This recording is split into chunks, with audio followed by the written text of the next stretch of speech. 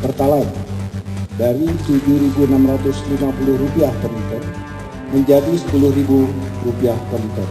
Dan kami akan terus bersama dengan masyarakat untuk kemudian mengawasi kebijakan-kebijakan pemerintahan, termasuk yang tidak pro kepada masyarakat.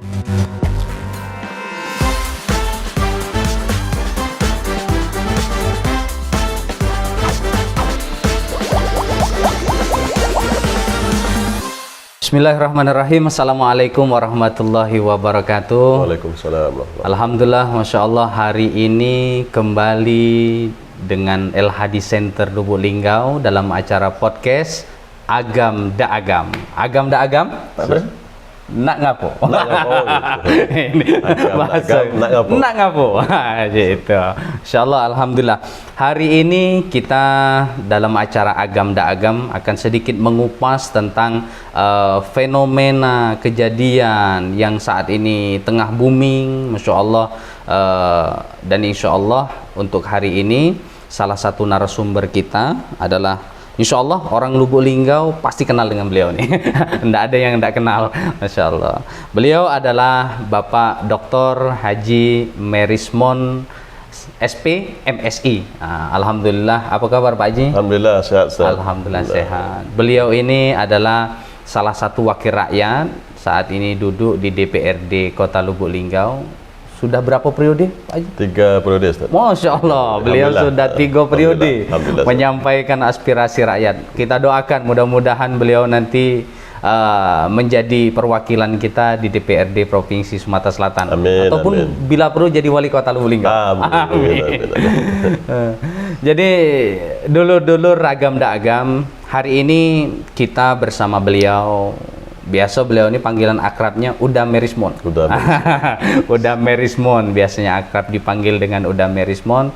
Sedikit akan membahas tentang masalah isu, bukan lagi isu sebenarnya Pak. Iya, bukan, udah jadi fakta. Udah jadi fakta tentang kenaikan BBM. Ini kalau kita tengok, ini udah Haji, Insya Allah, kalau kita tengok masyarakat ini sebenarnya banyak sekali mengeluh. Betul. Tentang naiknya harga BBM ini. Karena ketika BBM ini naik, ada juga yang menyampaikan bahwa ketika tahu bahwa hari ini kita mau mengadakan podcast membahas tentang kenaikan BBM ini, mereka ngomong karena naiknya BBM ini semuanya jadi naik, Pak. Betul. Minyak naik, ojek naik, kan seperti itu. Nah, sekarang kami sedikit ingin tahu apa sih yang menyebabkan BBM ini naik, dan kenapa PKS ini sendiri menjadi bagian daripada ketika sidang itu walk out dan menolak tentang kenaikan BBM ini. Nah, kira-kira mungkin Pak Haji Merismon bisa menerangkan ini. Terima kasih.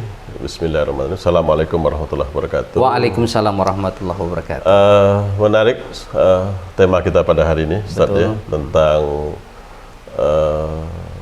kenaikan harga BBM. Betul. Memang dari kami, dari Partai Keadilan Sejahtera, mungkin sudah sama-sama kita ketahui, dari DPR RI sampai dengan DPRD Kota Kabupaten. Betul. Tidak setuju dengan kenaikan harga BBM, atau istilah lainnya penarikan subsidi, atau pengurangan subsidi BBM. Nah, kita ketahui bahwa memang BBM ini kan merupakan kebutuhan dasar bagi masyarakat. Ketika kebutuhan dasar masyarakat ini kemudian terganggu, maka tentu akan menimbulkan dampak yang luas bagi masyarakat. Betul. BBM ini siapapun memakai BBM. Betul. Untuk segala aktivitas, termasuk aktivitas transportasi, usaha, industri lain sebagainya. Semua pihak punya kepentingan dengan bahan bakar minyak. Betul. Makanya ketika pemerintah melakukan kenaikan terhadap BBM, itu banyak pihak yang kemudian terkena dampak dari kenaikan itu. Kita coba menganalisis. Ya, ada 2 dampak besar yang ditimbulkan. Betul. Yang pertama adalah dampak ekonomi. Ekonomi. Ya. Yang kedua bisa jadi dampak sosial. Dampak sosial. dampak ekonomi ini sudah kita rasakan pada saat ini. Betul. Ya. Terjadinya inflasi, kenaikan kebutuhan pokok terutama bagi masyarakat. Kenaikan kebutuhan pokok tentu berdampak terhadap turunnya daya beli masyarakat. Betul. Turunnya daya beli masyarakat.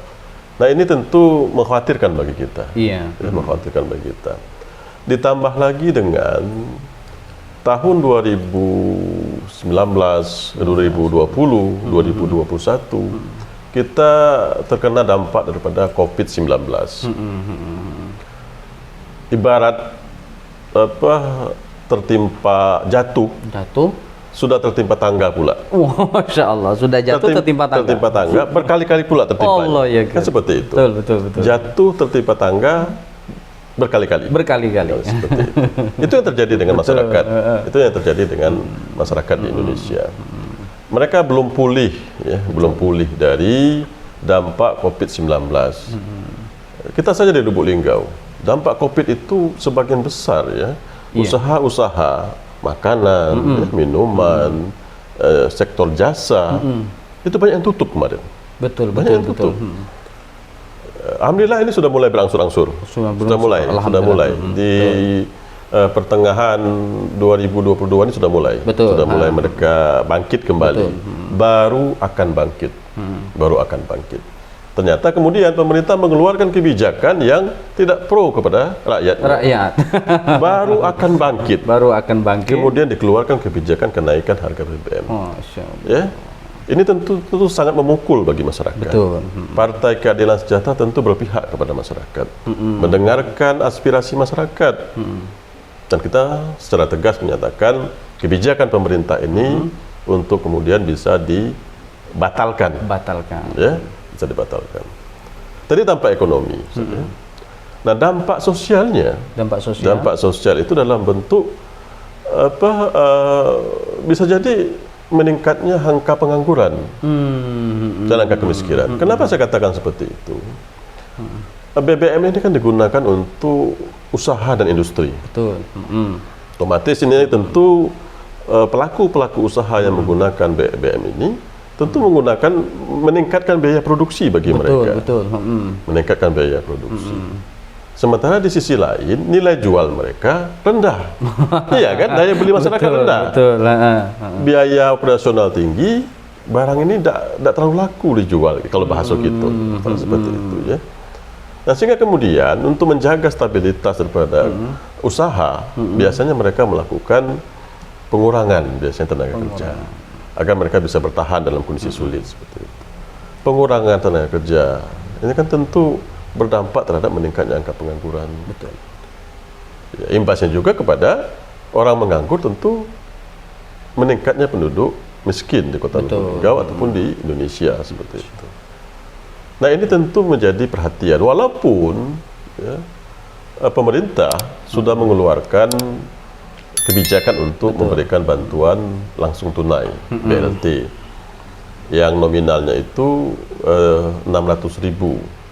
300 kemarin sudah cair 300 kabarnya, mungkin nanti di bulan November cair juga 300. Tetapi itu bagi kami dari Partai Keadilan Sejahtera tidaklah merupakan solusi bagi permasalahan dampak yang begitu luas daripada kenaikan harga BBM.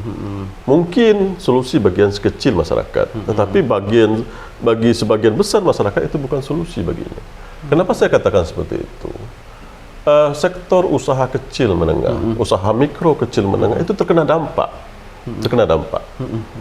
Ya, para pedagang-pedagang terkena dampak. Ya, pelaku-pelaku usaha mikro terkena dampak. Mereka sebagian besar tidak mendapatkan itu, bantuan langsung tunai itu. Siapa yang akan kemudian membangkitkan usaha mereka itu? Ya, kemudian saya menyatakan bahwa bantuan langsung tunai itu malah menimbulkan masalah baru bagi masyarakat. Masalahnya adalah kecemburuan bagi masyarakat. Kecemburuan. Tidak rata pembagiannya. Saya 2,5 tahun kemarin menjadi ketua Komisi 1. Membidangi tentang masalah, salah satunya adalah bidang sosial. Data penerima Betul. program pemerintah, ya, dalam bentuk bantuan dana tunai dan sebagainya itu menggunakan data tahun 2015. Ya. Kemudian di-upgrade, ya, di-update setiap tahunnya seperti itu. Nah, proses update ini tentu kita melihat kemarin masih banyak sekali, ya, sampai dengan hari ini masih banyak sekali masyarakat yang belum masuk dalam sistem pendataan di Kementerian Sosial. Di data itu kan kita kirim dari daerah, kemudian masuk ke basis data terpadu namanya, BDT, basis data terpadu. Data yang masuk ke BDT itu sebagian besar masyarakat kita yang miskin-miskin ini itu belum juga masuk. Ya. Ada mereka yang sama-sama miskin, satu terima, satu tidak. Seperti itu. Ini kan mengundang kecemburuan. Betul. Ditambah lagi dengan kebijakan kenaikan harga BBM ini, masyarakat yang kemarin hampir miskin, kalau dengan naik harga BBM ini tambah miskin.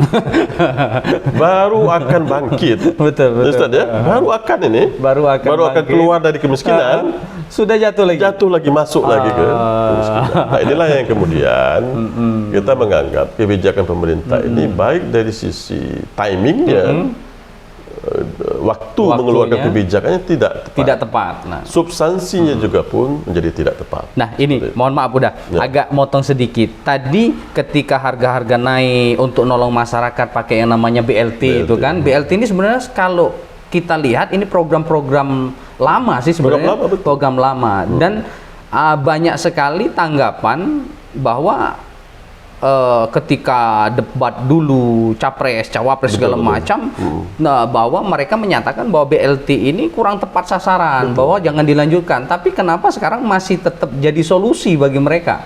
Iya, jadi ini sebenarnya sudah banyak ya masukan-masukan. Memang keinginan daripada satu masalah tentang BLT ini, karena dia menggunakan basis data. Saya katakan bahwa di Indonesia ya, sumber data itu banyak, ya, data banyak, tapi mencari data yang benar itu sulit di kita. Data tentang penduduk miskin banyak, betul. tapi kadang-kadang data untuk penduduk miskin itu bervariasi, ya. Ketika ada momen-momen tertentu datanya jumlahnya jadi banyak, ya kan? Ketika ada bantuan jumlahnya jadi banyak, meningkat seperti itu, ya. Sama seperti kemarin ketika ada bantuan masyarakat terdampak COVID, itu banyak itu yang menyatakan benar. Nah, memang kenapa kok pemerintah masih juga memaksakan diri untuk mengeluarkan bantuan BLT ini? Ya, saya melihatnya tentu dari sisi politis saja ya, karena saya orang politik ya. Karena memang masyarakat kita ini kan memang senang ya, dibiasakan untuk kemudian terima mentahnya itu. Ya, seperti itu.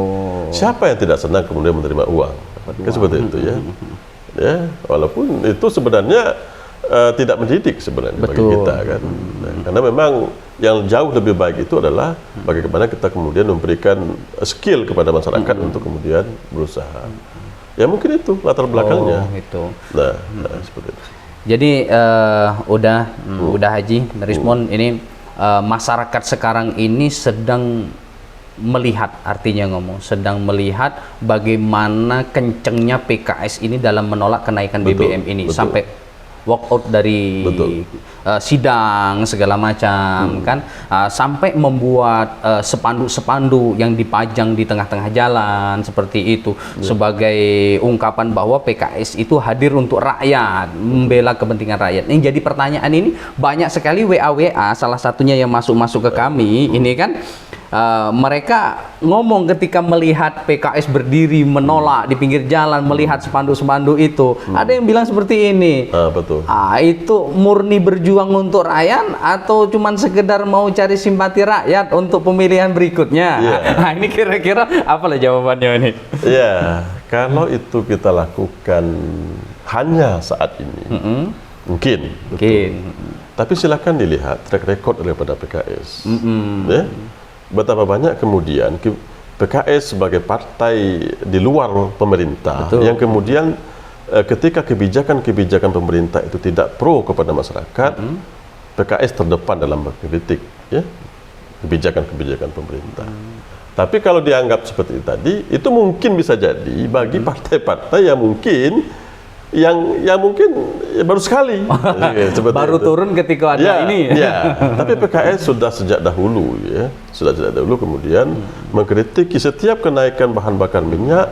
Kita terlalu mengkritisi kebijakan-kebijakan pemerintah, termasuk kebijakan-kebijakan yang lain yang tidak pro kepada masyarakat. Jadi tidak betul kalau seandainya dikatakan kita mencari momen lah untuk kemudian menaikkan bergaining atau citra daripada PKS. Tidak. Jadi kita melakukan ini bukan saat ini saja, tapi memang jauh tahun-tahun sebelumnya pun apapun kebijakan pemerintah yang tidak pro kepada masyarakat, PKS terdepan dalam mengkritik kebijakan pemerintah. Betul.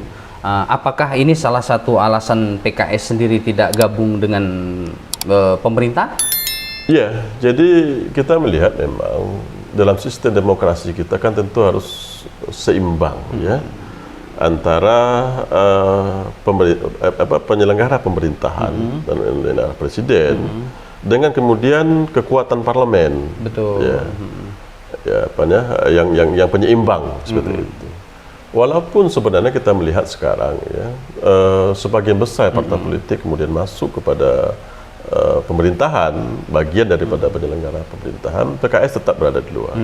Karena kita menganggap posisi kita di luar pemerintahan inilah yang kemudian bisa kita maksimalkan ya untuk kemudian membela hak-hak masyarakat. Hak-hak masyarakat. Kalau kita sudah masuk ke dalam pemerintahan, siapa lagi yang akan kemudian menyuarakan? Betul. Coba lihat saja sekarang, ya kan? Selain PKS siapa yang berani? Yang begitu kenceng. Iya, karena tidak mungkin mereka akan melakukan penolakan. Sementara mereka sendiri berada dalam pemerintahan. Iya kan? Secara etika mungkin tidak baik, tidak bagus secara etika politiknya. Makanya PKS pengen menunjukkan bahwa kami berada di luar pemerintahan. Dan kami akan terus bersama dengan masyarakat untuk kemudian mengawasi kebijakan-kebijakan pemerintahan, termasuk yang tidak pro kepada masyarakat. Nah, ini juga banyak tanggapan-tanggapan masyarakat ketika PKS begitu kencengnya nolak, walkout dari rapat, sudah itu berdiri di jalan menunjukkan mosi tidak percaya seperti itu, membela rakyat, sudah itu banyak spanduk-spanduk di jalan yang bertuliskan PKS menolak kenaikan BBM. Nah, banyak masyarakat juga yang bertanya seperti ini udah Haji. Banyak masyarakat juga yang bertanya, kalau cuma sekedar masang spanduk, teriak-teriak di jalan, itu kan tidak didengar juga, kan seperti itu kan. Nah sekarang itu ketika PKS itu memang berdiri untuk rakyat, menolak kenaikan BBM, nah sekarang itu apa sih solusi yang PKS ini sampaikan dengan pemerintah yang bisa menjadi bukti bahwa benar-benar PKS itu memperjuangkan masyarakat, bukan sekedar nyari simpati masyarakat? Iya, jadi kronologisnya adalah kita kan kenaikan harga BBM ini kan sudah diwacanakan oleh pemerintah beberapa bulan terakhir, ya. Dan PKS tentu melalui wakil-wakilnya di parlemen, terutama di DPR RI sudah menyuarakan itu, ya. Jadi sebelum naik kita sudah menyuarakan itu. Ya, jadi bukan setelah naik kemudian kita menolak kenaikan. Jadi sebelum BBM itu dinaikkan oleh pemerintah, kita sudah mengingatkan kepada pemerintah, ya, melalui wakil-wakil kita di DPR RI, agar pemerintah tidak menaikkan harga BBM. Dengan rincian dampak negatif daripada kenaikan harga BBM. Dan itu disuarakan terus. Disuarakan terus, ya. Bukan sekarang saja, bukan setelah naik kemudian kita berteriak, bukan. Tapi kita berteriak, bersuara sebelum itu naik. Jauh sebelum itu naik, kita sudah ingatkan pemerintah, kalau pemerintah menaikkan harga BBM, ini loh dampaknya. Ya.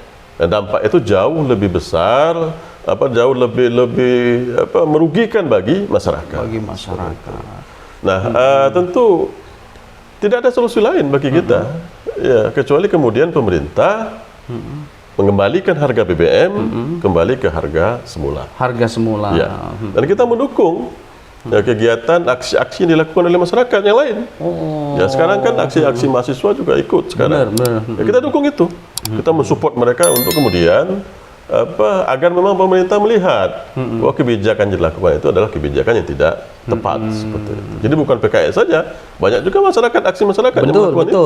Sekarang kan sudah banyak mahasiswa-mahasiswa, elemen-elemen masyarakat yang lainnya juga kemudian bersama-sama untuk kemudian membatalkan ya, agar pemerintah kemudian menarik kebijakan itu untuk mengembalikan harga BBM kepada harga semula. Insyaallah. Berarti ini sebenarnya PKS ini berbuat itu bukan bukan ketika sudah dinyatakan BBM naik baru nolak. Tapi sebenarnya sebelum itu kita sudah ingatkan. Sudah menyampaikan. Bahkan kita sudah memberikan solusi-solusi ya sebelum dinaikkan agar kemudian pemerintah ini tidak menaikkan harga BBM. Nah, kadang ada juga yang nyampaikan seperti ini, udah Haji. Nah, apa sih yang membuat usul-usul dari PKS semacam itu kok tidak didengar, kok tidak diterima? Artinya seperti itu kan? Yang membuat usul-usul dari PKS ini seakan-akan tertolak. Pada akhirnya, ya BBM tetap naik. Betul. Jadi inilah yang namanya demokrasi, Ustaz ya. Iya. Demokrasi kita ini kan masih bertumpu kepada suara terbanyak. Ya. Walaupun mungkin kita berteriak sekuat tenaga kita, tetapi keputusan tetap pada keputusan suara terbanyak. Oh, suara terbanyak. Tetap. Kita sama-sama pahami bahwa memang partai pendukung pemerintah kan jauh lebih banyak dibandingkan dengan partai yang kemudian memposisikan diri sebagai partai di luar pemerintah. Di luar pemerintahan. Tetapi tentu bukan berarti kita tidak melakukan ya lobby-lobby terhadap partai politik yang lain. Tetap selaku orang politik tentu kita mengajak kepada mereka ini juga untuk bersama-sama kita melakukan penolakan terhadap kenaikan. Tapi tentu ya keputusan tetap di partai-partai politik yang lain. Partai politik yang terbanyak. Jadi tetap kita melakukan upaya-upaya untuk kemudian meyakinkan pemerintah, meyakinkan pendukung pemerintah bahwa kebijakan ini tidak populis, kebijakan ini tidak tepat. Ya, tetapi tadi ya semuanya kembali kepada partai-partai tersebut. Partai-partai. Jadi artinya sebenarnya PKS ini ya sudah berusaha semaksimal mungkin untuk memperjuangkan aspirasi rakyat dengan adanya ya tetap dari dewannya menyampaikan, sudah itu dari para pencinta-pencinta PKS juga, betul mahasiswa segala macam saat ini sudah sibuk demo untuk menolak kenaikan BBM itu. Nah, itulah yang kemudian dilakukan oleh PKS. Ketika kami tidak bisa kemudian mengajak ya rekan-rekan di parlemen untuk bersama-sama menolak ini, tentu kami juga berkoalisi dengan masyarakat laginya, ya kan? Kita mengajak masyarakat, elemen-elemen masyarakat untuk bersama-sama melakukan penolakan terhadap kenaikan harga BBM. Mudah-mudahan upaya-upaya ini ya bisa berhasil dilakukan oleh. Kalau tanggapan dari PKS itu sendiri ini udah Haji, banyak sekali yang masuk ke kami juga, ada yang sampai nyampaikan dulu ada yang sampai nangis-nangis ketika ada pemerintah naikkan BBM, kan seperti itu kan. Loh kok katanya partai wong cilik ya kan, ketika mereka perhatian dengan wong cilik ada yang naikkan BBM nangis-nangis, sekarang ketika ini berkuasa lah kok malah naikkan, dan yang nangis-nangis dulu ndak nangis. Nah, ini tanggapan PKS sendiri seperti apa? Ya itulah politik ya. Itulah politik. Tapi kita politik di PKS ya, kita konsisten ya. Dahulu kita melakukan penolakan, hari ini pun kita melakukan penolakan. Ya. Kalau ada yang seperti disampaikan tadi, ya mungkin ada kepentingan lain juga di situ. Namanya kepentingan politik. Ya. Kita tidak menyalahkan siapa-siapa. Betul. Karena mereka juga punya hak untuk menyatakan sikap dalam politik. Ya. Dan itu saya melihat, ya bukan apa, ya sering terjadi dalam dunia politik. Betul. Hari ini A, ya besok bisa berubah jadi B, jadi C, atau mungkin langsung melompat jadi Z. Nah, seperti itu. Dalam dunia politik kayaknya seperti hal yang biasa. Hal biasa. Cuman tentu bagi masyarakat ini kan menjadi sesuatu yang aneh saja kan? Aneh. Iya.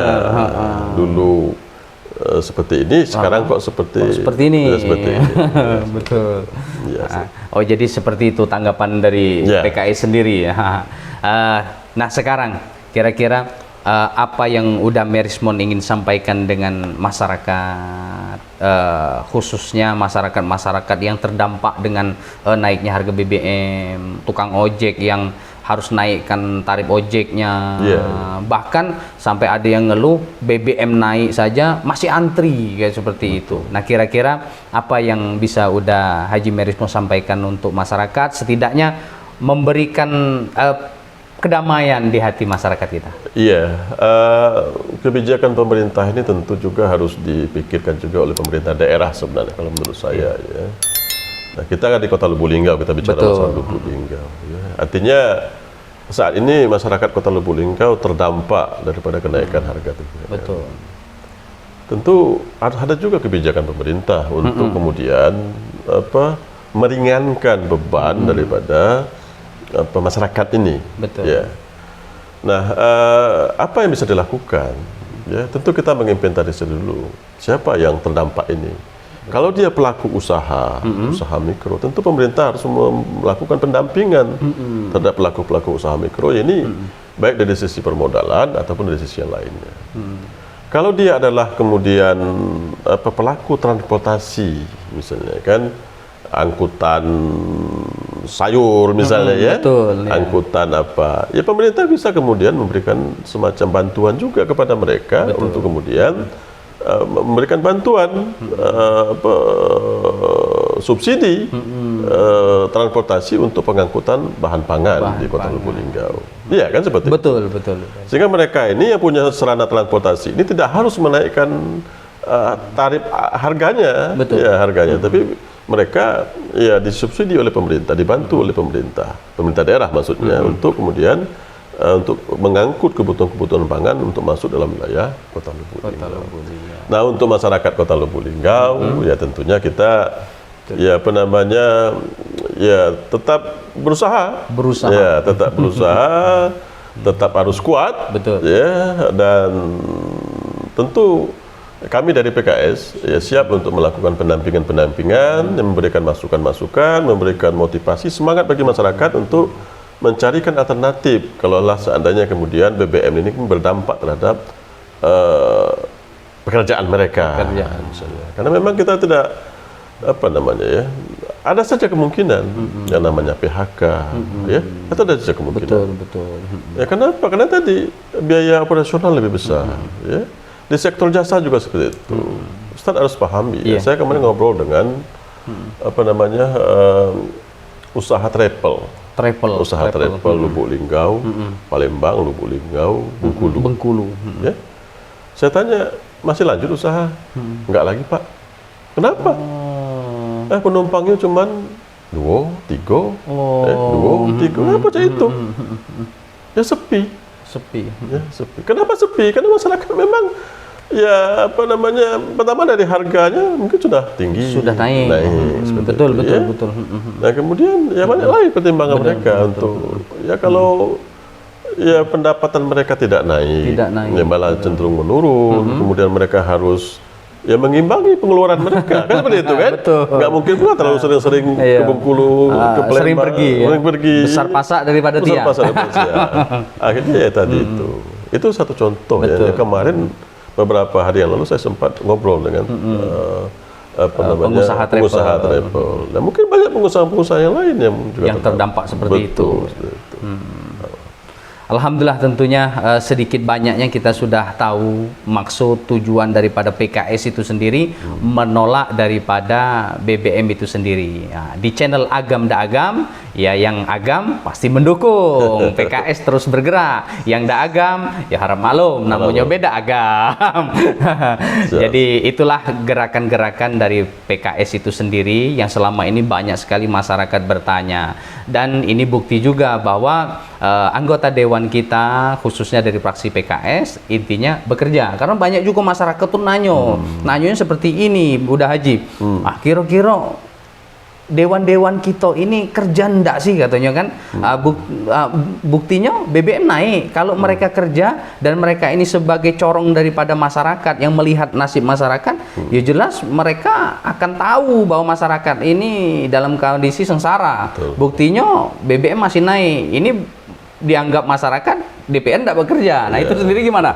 Ini udah Haji. Iya, jadi kan kenaikan BBM ini kan sebenarnya lebih domain ya. Itu kebijakan dari pemerintah pusat dengan DPR RI. Nah, kita di daerah ini tentu memberikan masukan saja. Kalau secara lembaga, DPRD sudah memberikan itu. Sudah menyampaikan baik secara kelembagaan ataupun kami secara persorangan dari partai politik. Kami tentu menyampaikan aspirasi masyarakat ini melalui fraksi kami di DPR RI. Ya kan seperti itu. Betul. Jadi kita sampaikan bahwa masyarakat merasa keberatan dengan kenaikan harga BBM. Tolong diperjuangkan di DPR RI aspirasi masyarakat itu. Itu bentuk perjuangan partai politik dalam memperjuangkan aspirasi masyarakat yang merupakan domainnya pemerintah pusat dan DPR RI. Jadi bukan berarti kita tidak bekerja. Nah, kemudian apa yang yang bisa kita lakukan yang lain? Ya. Saya sekarang di DPRD diamanahi selaku ketua Badan Pembuatan Peraturan Daerah. Ya. Dan sekarang kita kami mengusulkan untuk kemudian dibuatkan peraturan daerah yang mengatur tentang yang kata Ustadz tadi, distribusi daripada barang-barang bersubsidi ini. Gas, itu kan barang bersubsidi. Betul, gas. Itu kita buatkan pertanyaan nanti. Bagaimana cara kita mengaturnya kemudian sehingga kemudian tidak jadi masalah di masyarakat. Ya. Kemudian termasuk BBM ini, ya. Bisa pemerintah daerah bisa mengatur, ya jangan sampai ada antrian dalam pembelian BBM, jangan sampai ada manipulasi dalam penyaluran BBM seperti itu, sehingga hak-hak masyarakat untuk mendapatkan BBM, mendapatkan barang-barang bersubsidi itu bisa memang terpenuhi oleh masyarakat. Seperti sekarang itu. perda itu sedang kita digodok, sedang dibuatkan naskah akademiknya, mungkin di akhir sekitar 1 bulan lagi lah kurang lebih itu akan kita lakukan pembahasan seperti itu. Seperti itu. Masya Allah sudah dapat banyak sekali jawaban-jawaban dari udah dokter kita. Masya Allah. Mudah-mudahan apa yang beliau jawab ini sedikit menenangkan hati masyarakat, sedikit menenangkan keresahan masyarakat. Kita tanya dulu. Ini kan udah haji ini aktivitasnya full banyak sekali kan. Jadi di DPR. Nah, kira-kira bagaimana cara udah haji ini kembali menenangkan diri? Ya, kegiatan-kegiatan positif apa di luar dari DPR itu yang sedikitnya bisa menenangkan? Itu biasanya kegiatan apa kalau di rumah seperti itu? Iya, jadi aktivitas saya cukup padat saja. Selain jadi anggota DPRD, saya juga sejak tahun 2001 itu menjadi tenaga pendidik dosen di Universitas Sarawak seperti itu. Dan cukup banyak kegiatan yang dilakukan selain mengisi perkuliahan, kemudian melakukan bimbingan skripsi mahasiswa. Ini juga sekarang besok juga sudah buka program studi S2 di Almura, jadi dosen juga di program studi S2. Nah, tentu harus membutuhkan energi yang cukup lah untuk bergerak seperti itu. Tidak ada jalan lain bagi kita kalau untuk energi fisik kita tentu dengan berolahraga. Ini olahraga ternyata. Selain energi fisik, tentu juga kita butuh energi ruhiyah kita. Energi ruhiyah kita juga yang mendorong kita untuk kuat dalam beraktivitas. Ya, tetaplah laksanakan ibadah. Ya. Laksanakan ibadah. Kemudian sempatkan diri untuk kemudian menambah energi kita dengan berqiyamul lail, sholat malam dan sebagainya. Ya, jangan lupa juga sholat berjamaah. Sholat berjamaah. Jadi kalau olahraga apa tuh udah haji? Olahraga saya biasanya di rumah. Kalau di rumah kita biasa mungkin alat berat seperti itu ya. Alat berat. Kalau di luar mungkin kita olahraga badminton. Badminton. Setiap Sabtu Minggu libur kita olahraga. Alhamdulillah. Sehat alhamdulillah. Ternyata kunci segernya beliau ini adalah dengan olahraga. Satu lagi Ustaz. Apa tuh? Kami ini pecinta herbal Ustaz. Herbal? Ya, betul. Jadi pecinta herbal memang. Jadi kalau Ustaz lihat itu itu bahan-bahan fermentasi semua itu Ustaz. Ya, bahan-bahan fermentasi yang kita buat. Kemudian untuk kita konsumsi juga. Karena kami meyakini bahan-bahan fermentasi ini bagus untuk kesehatan. Bagus untuk kesehatan. Jadi mengurangi konsumsi bahan-bahan kimia lah. Rajin ibadah, rajin olahraga, pencinta herbal. Sebagai penutup untuk obrolan kita pada hari ini, Bapak, kira-kira closing statement dari PKS sendiri yang ingin disampaikan kepada masyarakat itu apa? Ya, kita berharap agar memang masyarakat bisa kuat ya menerima kondisi yang ada sekarang. Kemudian apakah kami dari PKS juga tetap akan terus berjuang bersama masyarakat ya sampai dengan kemudian mudah-mudahan harapan kita bersama PKS bersama dengan masyarakat mendorong pemerintah untuk kemudian menarik kebijakan kenaikan harga BBM ini untuk dikembalikan seperti harga semula. Alhamdulillah. Terima kasih banyak udah Haji Merismon, Masya Allah, mudah-mudahan kita doakan beliau selalu sehat walafiat, istiqomah di dalam menjalankan amanahnya. Insya Allah kita akan bertemu lagi di Agam da Agam selanjutnya. Wassalamualaikum warahmatullahi wabarakatuh. Waalaikumsalam warahmatullahi wabarakatuh.